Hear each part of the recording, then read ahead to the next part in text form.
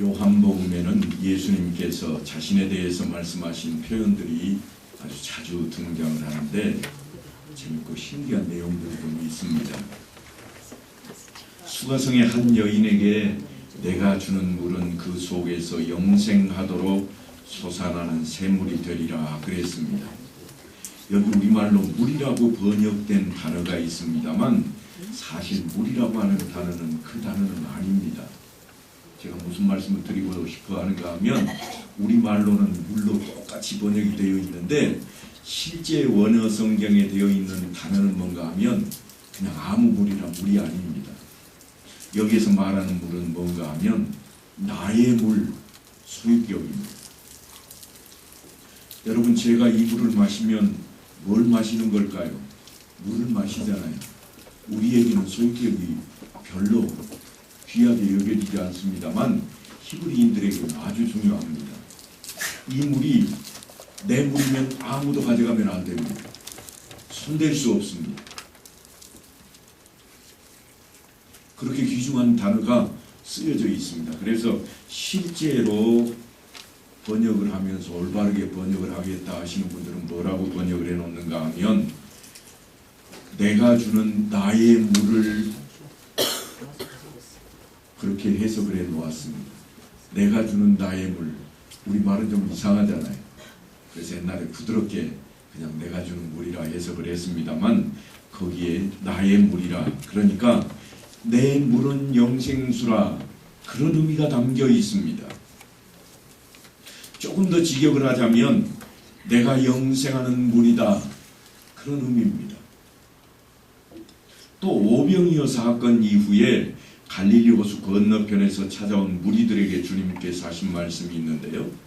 너희가 나를 찾는 것은 표적을 본 까닭이 아니요 떡을 먹고 배부른 까닭이로다. 지난 시간에 우리가 살폈던 내용입니다. 그런데 거기서도 떡이라고 번역을 우리가 해놓고 있습니다만 우리가 떡이라고 그러면 이스라엘 사람들은 못 알아먹습니다. 그 사람들은 뭘 먹고 살까요? 뭘 먹고 살까요? 안 가봐서 모르겠어요? 그럼요, 가보셔야 됩니다. 그래야 알잖아요. 성경이 기록된 땅에 사는 사람들은 어떻게 사는가 알아야 성경 말씀이 쉽게 들어오잖아요. 모를 때는 어떻게 하는가? 간접적으로라도 좀 우리가 경험을 해야 됩니다. 책을 보든지 성지순례 갔다 온 사람이 있으면 거기는 뭐 먹고 삽니까? 이렇게 물어야 돼요. 뭘 먹고 사는가 하면 따라서 합시다. 빵. 세상에, 빵을 먹고 어떻게 살아? 그게 간식이지. 그러잖아요. 그런데 그 사람들에게는요, 우리의 김밥이 간식입니다.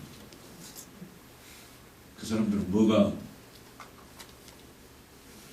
한 끼 식사하겠어요? 빵이에요. 그래서 오병이어가 등장을 했던 겁니다. 오병이어. 그때는 병이라고 번역을 잘 해놓았어요.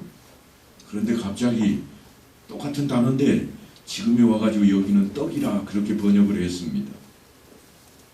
그들에는 빵이 밥입니다.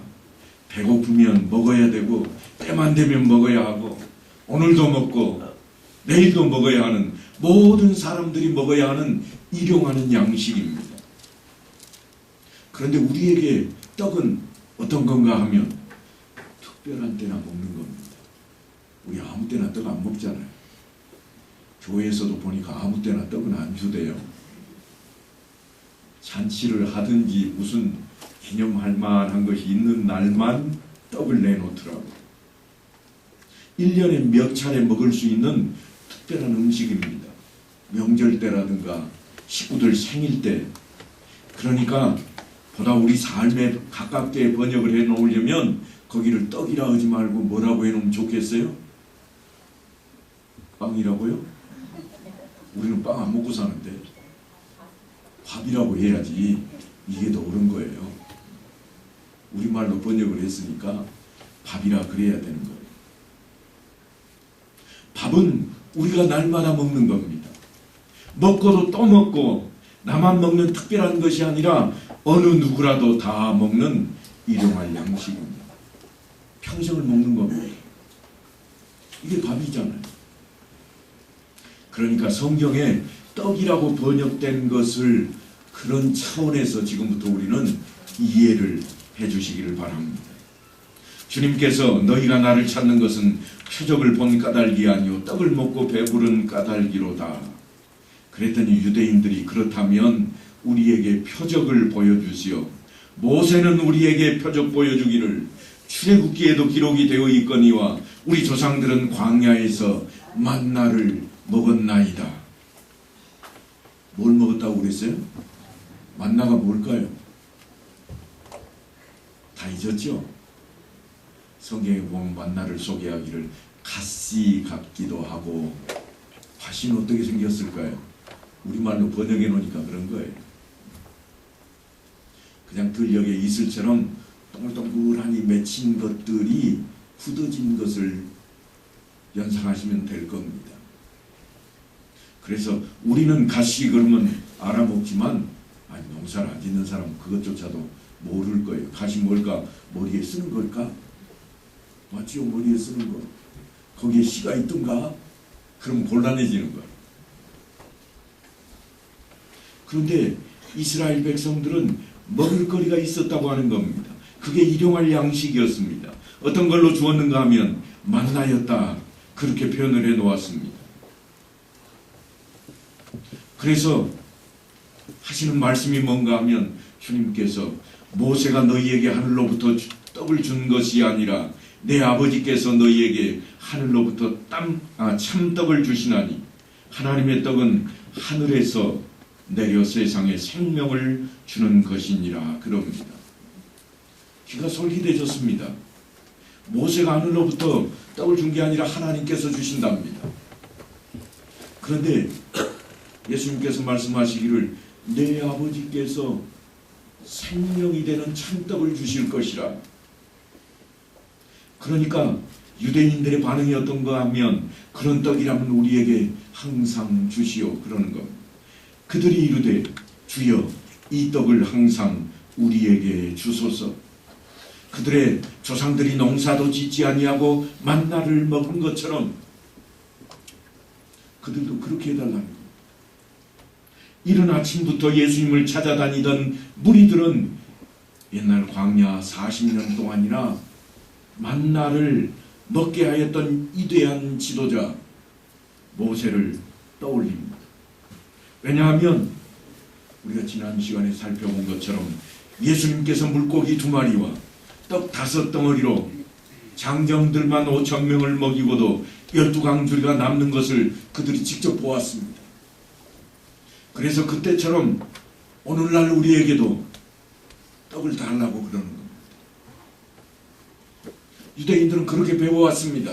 모세가 애국 땅에서 종살이하던 조상들을 해방시키고 그들을 이끌고 젖과 꿀이 흐르는 땅으로 인도해 할 때에 지금 자신들이 살고 있는 그 이스라엘 땅으로 데리고 올 때 하늘로부터 내려오는 만나를 먹인 것처럼 오늘날도 메시아가 오기만 하면, 메시아가 오시기만 하면 그분이 자신들을 해방시키고 먹을 것을 주는 파라다이스가 있을 줄로 그렇게 생각하고 있는 겁니다.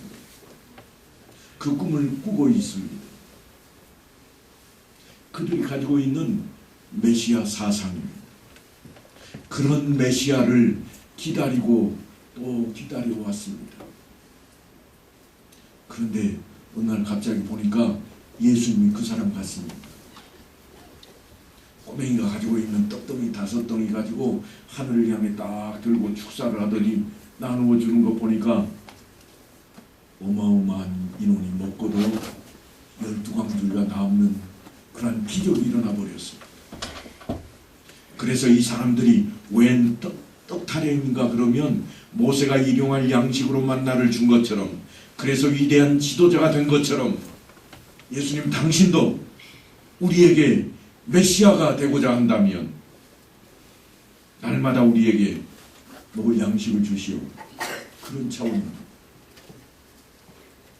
그러는 무리들에게 예수님께서 나는 생명의 떡이라 그렇게 말씀을 했습니다. 우리말로 번역을 떡이라고 해놓으니까 좀 나았잖아요.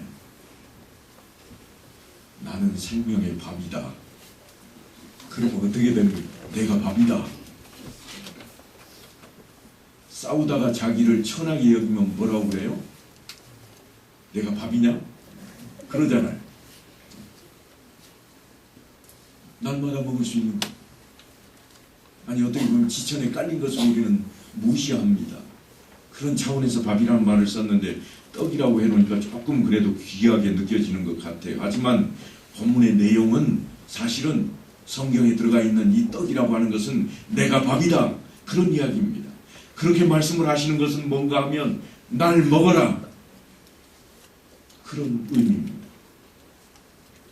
제가 좀 심하게 말씀드렸을까요? 예수님도 어떻게 날 먹어라 그렇게 과격하게 해석한 것 같은가요? 그렇지 않습니다. 성경 말씀입니다. 요한복음 6장에는 주님께서 하신 말씀들이 이런 내용이 너무나 가득 채워져 있습니다. 나는 하늘에서 내려온 살아있는 떡이니 사람이 이 떡을 먹으면 영생하리라. 내가 줄 떡은 곧 세상의 생명을 위한 내 살이니라. 아니 나를 식인종으로 하나. 자기 살을 떡이라고 그걸 잘라서 내게 주겠다니 참으로 말도 안 된다. 잘못 들었나? 아니야. 진짜로 그랬어. 그래서 사람들이 손대기 시작하는 겁니다. 그러므로 유대인들이 서로 다투어 이르되 이 사람이 어찌 능히 자기 살을 우리에게 주어 먹게 하겠느냐. 여기도 보면 다투다라고 번역된 단어가 있는데요. 이 단어의 뜻은 다투다 그러한 뜻도 있지만 이건 전쟁할 때나 쓰는 용어고요. 전쟁하지 않을 때는 어떤 용어로 쓰이는가 하면 논쟁하다 그렇게 쓰입니다. 그러니까 사람들이 서로 옥신각신 서로 설레하고 있는 겁니다. 그래서 주님께서 다시 설명을 하고 있습니다. 이어서 뭐라고 말씀하시는가 하면 내가 진실로 진실로 너희에게 이르노니 인자의 살을 먹지 아니하고 인자의 피를 마시지 아니하면 너희 속에 생명이 없느니라.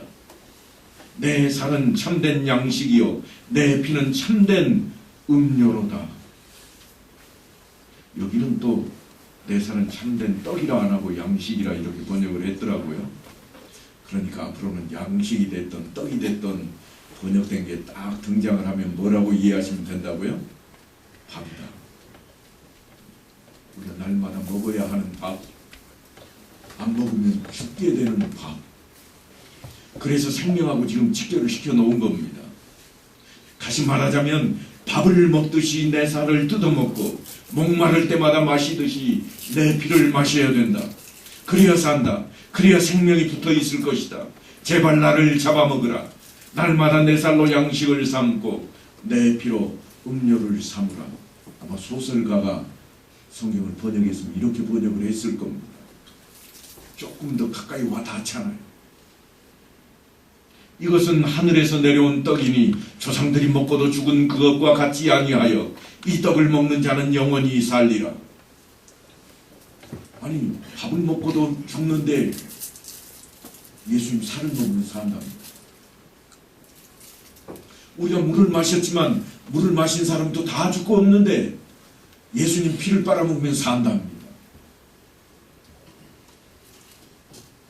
여러분이 그 말씀을 직접 들었으면 어떨 것 같으세요? 사람들이 기가 막힙니다. 듣자마자 당황합니다. 아니 황당하다고 해야 옳을 것입니다. 우리야 이미 성찬 예식을 통해서 훈련이 되어져 있습니다. 맨날 목사님 앞에서 가지고 이것은 주님의 살이니 뭘 들고 합니까? 빵 들고. 이것은 주님의 피라 뭘 들고요? 포도주 들고. 우리는 이미 훈련이 되어 있으니까 별것 아닌 것 같습니다. 그런데 그들에게는 심각하게 다가온 겁니다. 요즘에야 그런 소식들이 별로 없습니다만 아프리카에는 식인종이 있다고 그럽니다. 사람을 잡아먹는데요. 실제로 체험했던 선교사들이 있습니다. 선교하러 들어갔다가 한 팀이 갔는데 한 명은 살아남았습니다. 나머지는 다 사람들에게 잡아먹힘을 당했습니다. 그러면서까지 그들이 증거한 게 뭔가? 이 말씀을 증거했답니다. 너희가 나를 잡아먹어라. 예수님이 하신 말씀인데 나를 잡아먹고 너희에게 영원한 생명을 취하라. 그랬더니 그 사람들이 아니 이 고기는 특별한 고기인가? 먹으면 안 죽는가? 그리고 실제로 잡아먹었다는 거예요. 그런데도 똑같이 그 고기를 먹었던 아버지가 죽었고 어머니가 죽고 할머니가 죽고 다 죽더라는 겁니다. 근데 살아남은 선교사는 뭐라고 그들에게 가르쳤는가 하면 이것은 비유야. 어떻게 사람이 사람을 잡아먹냐? 너희들 잘못하고 있어. 다른 나라를 가봐라. 우리가 어디 사람 잡아먹고 살더냐? 우리를 봐라. 우리는 열매 따먹고 우리는 물 마시고 그렇게 살잖아. 너희도 바뀌어야 돼. 근데 그 사람들이 뭐라고 그랬겠어요? 야 그건 간식이야. 그런데 그 선교사가 살아남았습니다. 왜 살아남았을까요? 걱정 그 힘을 얼마나 했는지. 인간된 표현입니다. 자신이 나중에는 그렇게 표현했던 것을 회개했다고 글로 써놓았습니다. 자신이 얼마나 걱정을 많이 했는지 피골이 상접했다는 거예요. 3년 동안 잡혀 있었는데 친구들 다 잡아먹히는 동안 자기는 안 잡아먹혔대요. 왜냐? 살찌는 체질이 아니요. 삐쩍 말라가지고 잡아놔도 먹을 거리가 없는 거예요. 그러니까 이 사람들이 견본품으로 남겨놨다는 거예요. 실제로 이 선교사가 그들에게 하나님 나라를 증거했고 살아서 돌아와서 간증을 한 내용입니다. 그런 후일 하나님이 날 살려주셨지 그렇게 회개하고 고백을 했다는 내용까지 보고서에 담아 놓았습니다. 여러분 지금 이스라엘 사람들은 식인종인가요? 아니잖아요. 황당할 수밖에 없습니다. 그러니 예수님을 보고 놀랄 수밖에 없습니다. 수군될 수밖에 없습니다. 저 사람 나사렛 목수 아들이잖아. 미쳤다. 드디어 맛이 갔어. 우리를 무슨 식인종으로 하나? 메시아는 고사하고 상종해서도 안 될 사람이네. 가자, 뭐 볼 게 있다고. 오병이어의 기적을 보고 모여들었던 사람, 소문에 소문을 듣고 몰려들었던 그 사람들이 드디어 내린 결론입니다.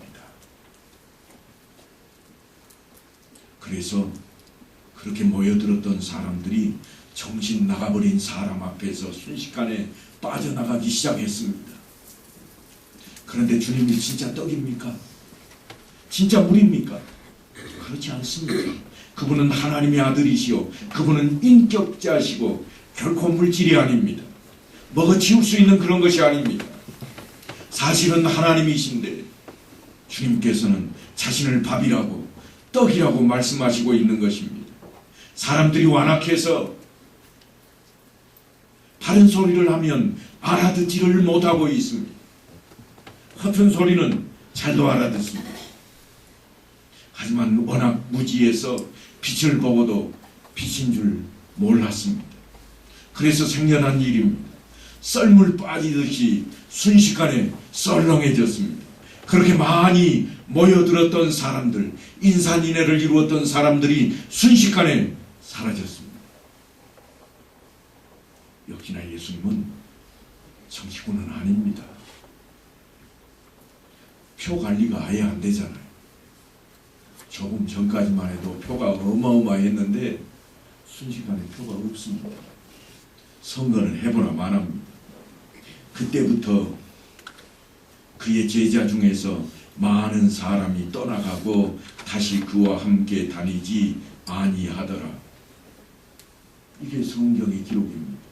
소문을 듣고 온 사람들은 고사하고 그의 제자 중에서 많은 사람이 떠나가고, 이건 12제자 이야기는 아니고요. 그 이외에도 다른 제자들이 많이 따라다녔는데 그들마저 다 가버리고 이제 아마도 12제자들만 남아있을 정도가 된 것 같습니다.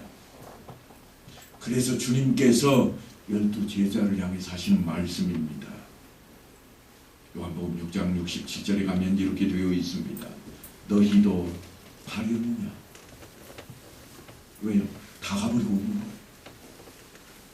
그래서 야, 너희도 갈래? 주님의 마음이 착잡해졌습니다. 메시아를 기다리던 사람들은 주님이 만일 메시아라면 모세 만나 사건 같은 그런 기적을 보여달라고 요구했습니다. 오병이어가 날마다 이어져야만 했습니다. 그래서 만나 사건은 집행자가 누구더냐? 하나님이 아니시더냐? 생명의 주관자가 아니시냐? 그리고는 그분이 내 아버지시라. 아버지께서 하시는 일은 그 아들도 하는 것이다. 내가 생명의 원천이다. 내가 떡이다. 이 떡을 먹으면 너희가 영생할 것이라.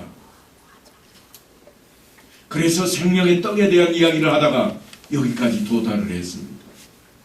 하지만 여러분, 주님께서는 하늘 이야기를 하고 계시고 사람들은 세상 이야기로 듣고 있는 겁니다. 그러니까 도무지 이해가 되지 않는 겁니다. 믿음이라고 하는 것은 들음에서 난다고 그렇게 성경에 기록되어 있지만 뒤에까지 끝까지 잘 읽으셔야 됩니다. 믿음은 들음에서 나며 들음은 뭔가요? 예수 그리스도의 말씀으로 말미암느니라. 여기까지 읽으셔야 돼요. 믿음은 들음에서 나느니라. 세상에 있는 거 다 들어서 그게 믿음이 되면 안 된다는 거예요. 그러니까 세상적인 것으로 들어버리면 안 됩니다. 하나님의 나라는 하나님 나라 방식으로 들어야 됩니다.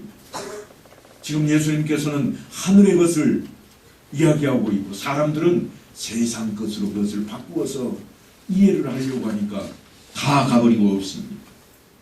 내가 진실로 너희에게 이르노니 인자의 살을 먹지 아니하고 인자의 피를 마시지 아니하면 너희 속에 생명이 없느니라. 내 살은 참된 양식이요 내 피는 참된 음료로다.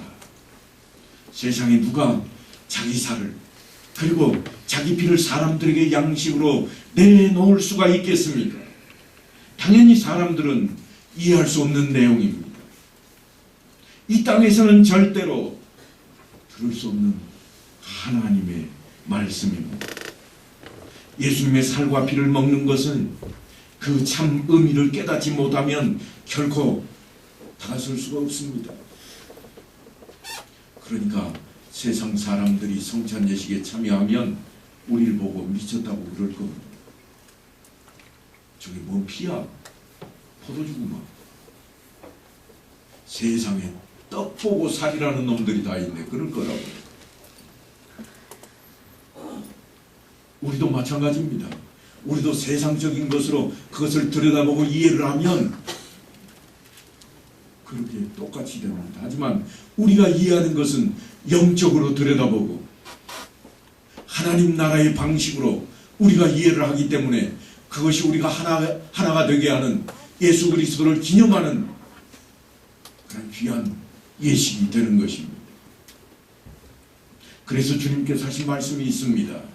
사람으로는 할 수 없으나 하나님으로서는 다 하실 수 있느니라. 인생은 누구나 어리석고 연약한 존재입니다. 하나님의 보호하심과 도우심이 반드시 필요합니다. 그래서 우리가 모이고 교회를 찾는 것 아니겠습니까? 하지만 찾는 데서 그쳐버리면 안 됩니다. 나오는 것으로 교회에 나오는 것으로 멈추면 필요했던 것을 얻지 못할 때 떠나버립니다. 무슨 말씀인가 하면 교회 나가면 병도 낫는데 그래서 교회는 따라 나왔습니다. 나오는 데서 멈추면 병 안 낫는데 아닌가 봐. 돌아서 가는 겁니다. 교회 다니면 예수 믿으면 성공한데 진짜로? 그럼 진짜야. 아무개 봐 성공했잖아. 그래서 따라 나왔습니다. 그런데 나와도 성공하지 못하는 거예요. 뭐야 성공하지 못하잖아. 그러면 어떻게 하겠어요? 흔히 우리가 말하는 고무신을 거부십니다. 세상적인 것으로 바라보면 우리에게 믿음은 헛된 것처럼 보여집니다. 그래서 필요한 것을 얻지 못한 무리들이 주님 앞을 떠나고 있습니다. 그래서 주님께서 제자들에게 하신 말씀이 너희도 가려느냐. 이 말씀은 떠날 사람은 떠나도 좋다는 주님의 마음이 담긴 탄식입니다. 아니 너희들마저 떠날 것이냐, 그런 탄식입니다. 오히려 아직도 깨닫지 못했다면 떠나라고 하는 말씀일 수도 있습니다. 그때에 예수님의 수제자가 등장을 합니다. 수제자다운 모습입니다. 주여, 영생의 말씀이 주께 있사오니 우리가 누구에게로 가오리이까? 우리가 주는 하나님의 거룩하신 자이신 줄 믿고 알았사옵나이다. 영생의 말씀이 주님이신 것을 알았습니다. 예수님을 하나님으로 믿고 있습니다. 그 말은 예수님의 살과 피를 먹는 것에 참다운 의미를 깨달았다는 겁니다. 성경에는 예수님을 먹어치우는 사건을 형상화해 놓은 장면이 기록이 되어 있습니다. 계시록에 보면 요한이 계시록을 기록하기를 이렇게 해놓았습니다. 내가 천사의 손에서 작은 두루마리를 갖다 먹어버리니 내 입에는 꿀같이 달아 먹은 후에 내 배에는 쓰게 되더라. 두루마리가 뭐죠? 말씀입니다. 말씀은 누구예요? 예수님. 하나님의 말씀, 예수를 먹어버린 것을 이렇게 형상화해 놓았습니다. 그래서 사도 요한이 실제로 말씀이 기록된 두루마리를 먹었다는 게 아닙니다. 예수님의 살과 피를 실제로 먹어야 된다는 그런 말씀도 아닙니다. 예수님은 하나님의 말씀이 육신이 되신 분입니다. 그러니까 예수님의 살과 피를 먹는다고 하는 것은 예수님의 말씀을 바르게 깨닫고 예수님의 말씀대로 사는 것을 의미합니다. 그래서 내가 천사에게 나아가 작은 두루마리를 달라 한즉 천사가 이르되 갖다 먹어버리라. 그래서 말씀대로 먹었다는 것입니다. 그렇게 두루마리를 먹게 했던 천사가 이번에는 그가 내게 말하기를 네가 많은 백성과 나라와 방언과 임금에게 다시 예언하여야 하리라. 여기도 예언이라는 단어가 나오는데 여전히 한자로 우리가 기록해 놓은 것을 다시 더듬어 올라가야 됩니다. 예언, 멀리 있는 것을 내다보는 게 아니라 금방 먹어버린 그 말씀을 맡겨놓았다. 그런 차원의 예언입니다. 왜냐하면 이 예언의 말씀을 읽는 자와 듣는 자와 그 가운데 기록된 것을 지키는 자는 복이 있나니 때가 가까웁니다. 그래서 우리에게 읽혀지고 들려져야 하고 그래서 말씀대로 살아가는 신앙생활이 지켜져야 되기 때문입니다. 시편에 보면 아주 멋진 말씀이 있습니다. 오직 여호와의 율법을 즐거워하여 그의 율법을 주야로 묵상하는도다. 많이 들어보신 말씀이잖아요. 여기 보면 묵상한다 하는 단어가 히브리어로 뭔가 하면 하가입니다. 하가라는 단어인데 동일한 단어를 이사야서에도 기록을 해 놓았습니다. 성경을 묵상한다 그렇게 그 단어를 썼는데 이사야서에 가면 아주 뜬금없는 내용이 등장을 합니다. 제가 이사야서 31장을 한번 읽어보겠습니다. 여호와께서 이같이 내게 이르시되 큰 사자나 젊은 사자가 자기의 먹이를 움키고 으르렁거릴 때에 그것을 치려고 여러 목자를 불러왔다 할지라도 그것이 그들의 소리로 말미암아 놀라지 아니할 것이요 그들의 떠들므로 말미암아 굴복하지 아니할 것이라. 똑같은 하가라고 하는 단어가 여기도 쓰이는데 여기는 한글로 뭐라고 번역을 해 놓았는가 하면 한번 따라갑시다. 으르렁거리다. 세상에 묵상하다, 으르렁거리다 비슷해 보이시나요? 전혀 다르잖아요. 엄청난 차이가 있는 거예요. 그런데 똑같은 단어를 왜 성경에는 그렇게 다르게 번역을 해 놓았을까? 왜 동일한 단어를 다르게 번역하고 있을까요? 지금 으렁거리다는 단어를 누구에게 쓰고 있는가 하면 사자한테 쓰고 있습니다. 사자가 지금 이 양치기들이 치고 있는 그 안에 들어와 가지고 양을 한 마리 잡아서 지금 뜯어 먹고 있는 중입니다. 그래서 누가 지금 쫓아온 거예요? 목자들이 쫓아온 거예요. 하지만 사자가 먹이를 바로 앞에 놓고 목자들이 왔다고 가만히 있겠냐는 거예요. 어떻게 하겠다고요? 으렁거린다. 사자를 봤어야 이해가 되죠. 잘 이해가 안 되잖아요. 우리 말에 자주 사용하는 말에 이런 말이 있습니다. 먹을 때는 개도 안 건드린다. 왜요? 건드려 보셨어요? 건드려 보면 금방 합니다. 오늘 그 우리 수석 장로님 댁에 가면 앞에 개가 있거든요. 그러니까 식사하다가 뭔가 먹을거리 하나 있으면 그거 갖다 딱 주고 주자말자 한번 좀 건드려 보세요. 어떻게 하는가? 금방 달려들 겁니다. 으르렁대고 그거 지키려고요. 왜 안 건드리는가 하면 으르렁거리기 때문이에요. 개가 살점이 붙어있는 뼈다귀를 물고 있을 때 그 뼈다귀를 움켜쥐고 사납게 이빨을 드러내며 으르렁대는 것은 짖는 게 아닙니다. 짖는 거하고 달라요. 소리내서 짖지 않습니다. 그냥 사납게 으르렁거립니다.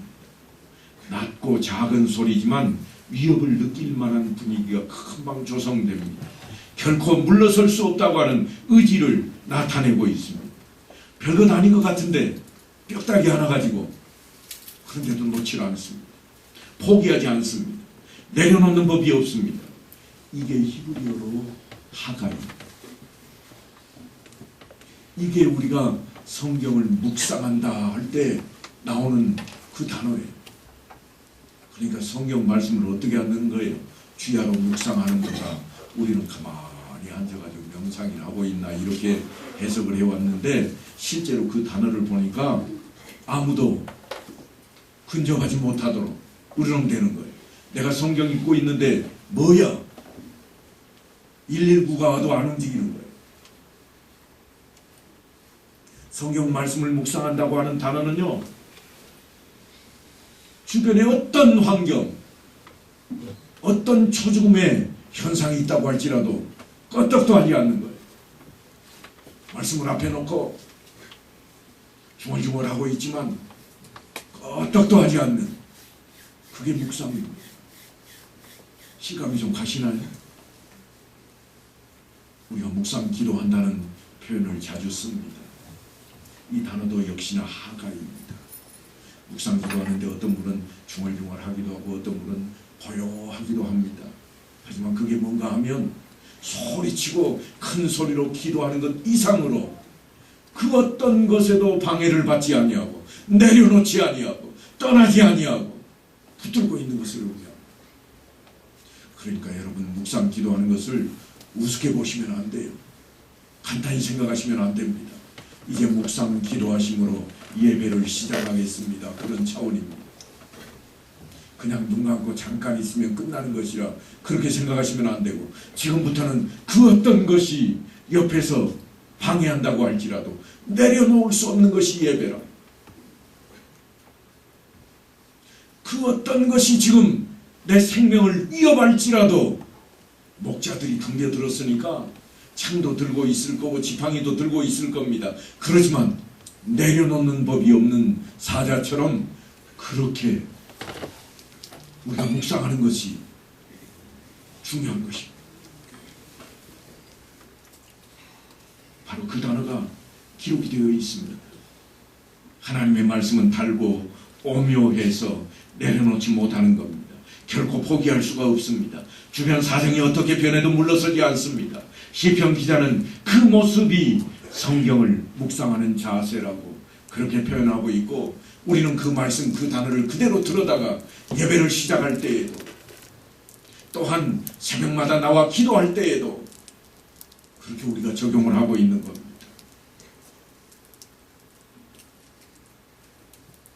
그러니까 성경 말씀을 묵상하느라고 밥이 포기가 되고 체면이 포기가 되더냐 그 이야기입니다. 성경 보다 말고 야 밥 먹어라 밥이라고 그저 뛰어가야지 하는 마음이라면 지금 성경 묵상하고 있었던 것은 아니라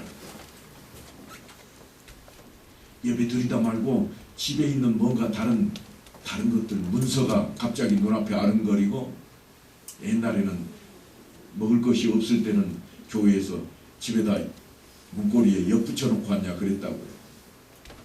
다른 생각을 하니까 묵상을 한다면 생각이 안 나야 할 것인데 지금 주님께서 너희도 가려느냐 하는 이 단어 속에 이 하가라고 하는 단어가 변형된 단어가 사용되고 있습니다.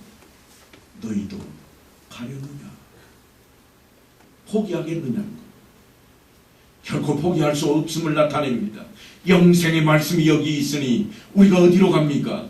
영생의 말씀으로 베드로가 배수진을 치고 있습니다.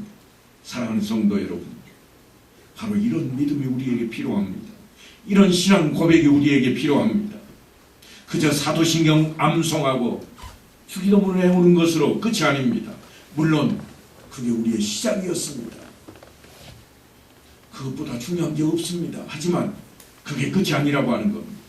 주여 영생의 말씀이 주께 있사오니 우리가 누구에게로 가오리이까? 우리가 주는 하나님의 거룩하신 자이신 줄 믿고 알았사옵나이다. 살점이 붙은 뼈다귀를 물고 으르렁거리며 포기하지 못하는 그 모습으로 말씀을 묵상하는 자리가 우리에게 필요하다고 하는 겁니다. 주님께서는 이 시간에도 우리에게 질문을 하십니다. 이 자리에 왜 나왔느냐?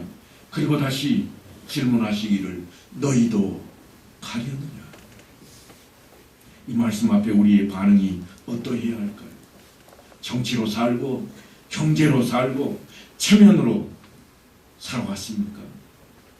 바라고 원하기는 하나님의 은혜로 말미암아서 살아가는 성도들의 가정이 다 되시기를 간절히 축원합니다.